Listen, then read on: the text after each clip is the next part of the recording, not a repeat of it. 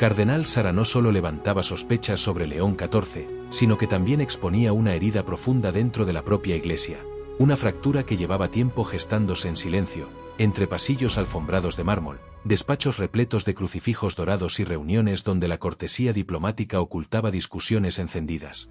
La división era evidente.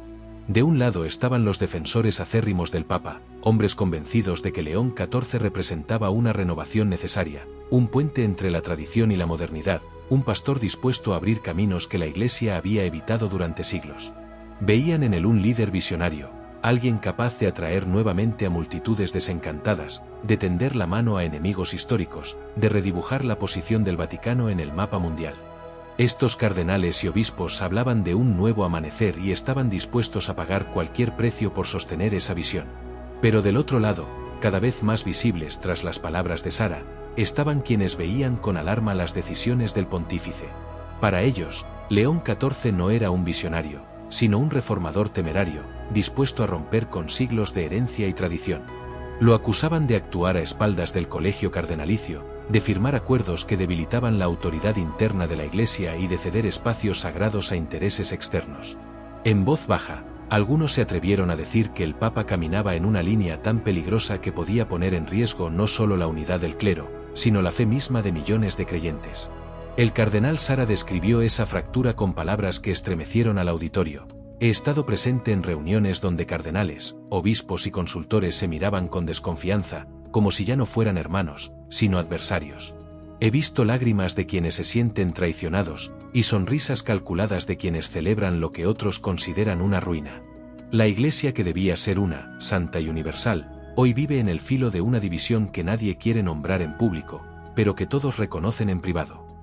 La imagen que ofrecía era devastadora. Se hablaba de cenas interrumpidas por discusiones que terminaban con cardenales abandonando la mesa, de cartas privadas filtradas a la prensa en un intento de desacreditar al contrario, de alianzas tejidas en la sombra entre prelados que jamás habían compartido afinidad, unidos ahora por un enemigo común o por un miedo compartido.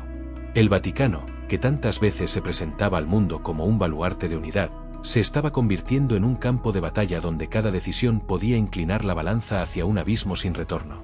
Los periodistas tomaban nota con frenesí, sabiendo que aquel retrato no era una metáfora, sino una confesión directa de que la Iglesia vivía una guerra interna.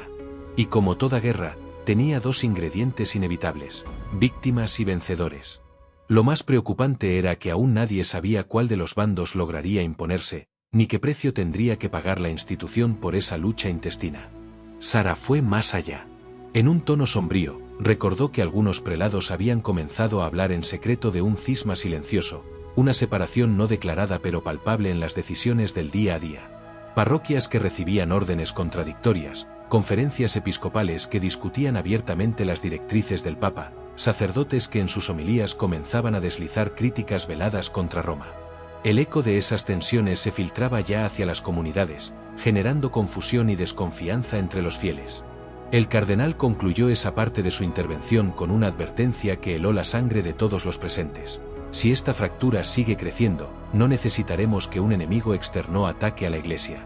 Nosotros mismos, desde dentro, habremos firmado su condena. Y lo peor es que el pueblo de Dios pagará el precio de estas divisiones, sin comprender nunca por qué sus pastores dejaron de hablar con una sola voz. El cardenal Sara dio un paso más allá. Se detuvo, respiró profundamente y se aferró al atril con las manos. Su silencio de unos segundos se volvió insoportable para los periodistas, que esperaban la continuación como si fueran espectadores de una escena decisiva. Entonces, con voz grave y medida, reveló la razón de su comparecencia: he callado durante demasiado tiempo. No por falta de valor, sino porque confié en que las cosas podían corregirse desde dentro. Esperé, oré, busqué caminos de reconciliación. Pero cada día el peso de lo que se hacía más insoportable. Y ahora, he llegado a la conclusión de que guardar silencio sería traicionar la verdad misma. El ambiente se transformó. Ya no era solo un testimonio crítico, sino una confesión pública de alguien que había sido cómplice pasivo del secreto. El cardenal admitía que había recibido presiones para no hablar, cartas veladas, llamadas telefónicas en la madrugada, advertencias disfrazadas de consejos. Incluso mencionó haber recibido visitas discretas en su residencia romana, donde personas de autoridad le pedían que no levantara la voz, que pensara en la unidad de la Iglesia. Sara, sin embargo, describió esas visitas como un intento de silenciarlo mediante el miedo. En ese momento, su mirada se endureció. Me dijeron que hablar sería abrir una herida que nunca cicatrizaría. Pero la verdad es que la herida ya existe, y callar solo la hace más profunda. He recibido amenazas, insinuaciones de que mi carrera dentro de la Iglesia quedaría destruida si me atrevía a revelar lo que sé. Pero hoy debo repetirlo, la verdad no es negociable. Y lo que está en juego no es mi posición, ni mi seguridad personal, sino el alma de la Iglesia. Las cámaras captaban cada gesto, cada sombra en su rostro. Era evidente que no hablaba desde la especulación, sino desde la experiencia vivida. El cardenal Sara comenzó a enumerar, sin dar detalles absolutos, algunos de los puntos que lo llevaron a romper su silencio. Habló de documentos sellados en los archivos vaticanos que describían acuerdos económicos con entidades extranjeras cuyo interés poco tenía que ver con la fe. Se refirió a reuniones diplomáticas con líderes que oficialmente jamás habían pisado Roma.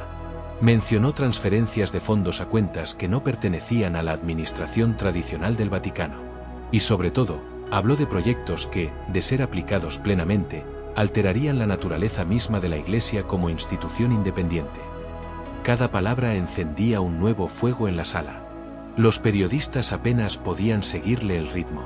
Algunos levantaban la mano en un intento desesperado por pedir detalles, pero el cardenal los ignoraba con firmeza. No estaba allí para responder preguntas improvisadas, sino para lanzar un mensaje al mundo. Los fieles merecen saber que la Iglesia no es una fortaleza inexpugnable de pureza absoluta, continuó. Es humana, y como toda estructura humana, puede corromperse desde dentro.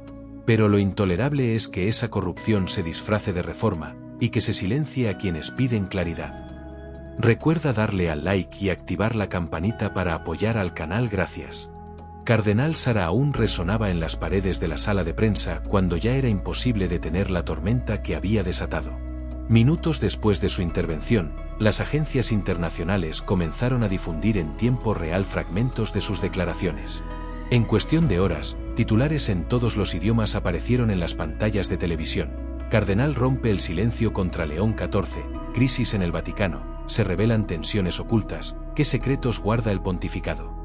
La noticia había estallado como dinamita en un templo, y sus ondas expansivas no tardaron en alcanzar todos los rincones del mundo. Dentro del Vaticano, el ambiente era asfixiante. Algunos cardenales exigían una respuesta inmediata del Papa León XIV, convencidos de que solo una declaración pública podría contener el incendio. Otros, en cambio, aconsejaban silencio, argumentando que cualquier pronunciamiento precipitado sería interpretado como una confirmación implícita de las acusaciones. El dilema era insostenible: hablar o callar, actuar o esperar, enfrentar la tormenta o dejar que arrasara con todo. Mientras tanto, la opinión pública se polarizaba. Para muchos fieles, Sara había hecho lo que ningún otro se había atrevido: alzar la voz en defensa de la verdad, aunque eso significara enfrentarse al sucesor de Pedro. Para otros, sus palabras eran una traición imperdonable, un acto de división en un momento en que la Iglesia más necesitaba unidad. En las parroquias, en los foros digitales, en las conversaciones familiares, el debate se encendía. ¿Era Sara un profeta que decía lo que nadie quería escuchar, o un rebelde dispuesto a dinamitar la autoridad papal? Los días siguientes fueron una sucesión de rumores, filtraciones y movimientos en la sombra.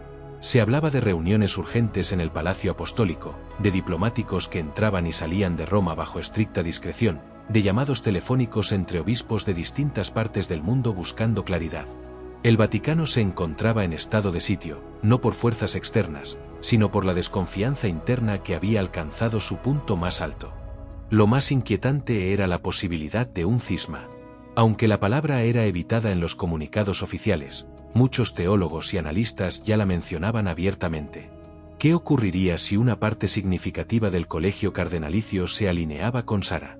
¿Y si millones de fieles decidían cuestionar abiertamente las decisiones de León XIV? Las grietas que hasta entonces eran invisibles ahora se transformaban en abismos imposibles de ignorar. El cardenal Sara, por su parte, guardó silencio tras su explosiva declaración. Rechazó entrevistas, no concedió declaraciones adicionales y se recluyó en su residencia, acompañado únicamente de un reducido círculo de colaboradores. Algunos medios lo describieron como un hombre dispuesto a enfrentar las consecuencias de sus palabras sin retroceder un solo paso. Otros lo presentaban como una figura solitaria, aislada y rodeada de presiones que podían doblegarlo en cualquier momento. Nadie sabía qué ocurriría si el Papa decidía responder de manera contundente. En las calles de Roma, la incertidumbre se palpaba. Grupos de fieles se congregaban frente a la plaza de San Pedro rezando el rosario, convencidos de que la Iglesia atravesaba la mayor prueba de su historia reciente. Al mismo tiempo, periodistas de todo el mundo acampaban frente al Vaticano, esperando el próximo movimiento. El mundo entero tenía los ojos puestos en un escenario que parecía estar al borde de un desenlace imprevisible. La sensación de crisis era total. Las palabras de Sara habían roto un dique, y la corriente ya no podía detenerse. La Iglesia, acostumbrada a manejar sus asuntos con discreción y a filtrar al exterior solo lo que consideraba oportuno, se encontraba ahora desnuda ante el juicio global. Las tensiones internas, las sospechas, los secretos, todo estaba expuesto bajo la luz de los reflectores. El futuro inmediato parecía un campo de cenizas donde cualquier chispa podía provocar un incendio aún mayor. ¿Resistiría León XIV el peso de las acusaciones? ¿Se atrevería a responder directamente al cardenal Sara, o buscaría una salida diplomática? ¿Y qué papel jugarían los fieles, cuya fe comenzaba a tambalear ante la posibilidad de que la institución que veneraban estuviera dividida en su núcleo más íntimo? El cardenal Sara lo había dicho con claridad: callar habría sido condenarse. Hablar, en cambio, significaba encender una mecha que podía arder sin control. Ahora esa mecha estaba encendida, y las llamas comenzaban a devorar todo a su paso. El futuro de la Iglesia, del pontificado de León XIV y quizá de la propia figura del papado, quedaba suspendido en un equilibrio frágil, como una antorcha encendida en medio de un templo de madera.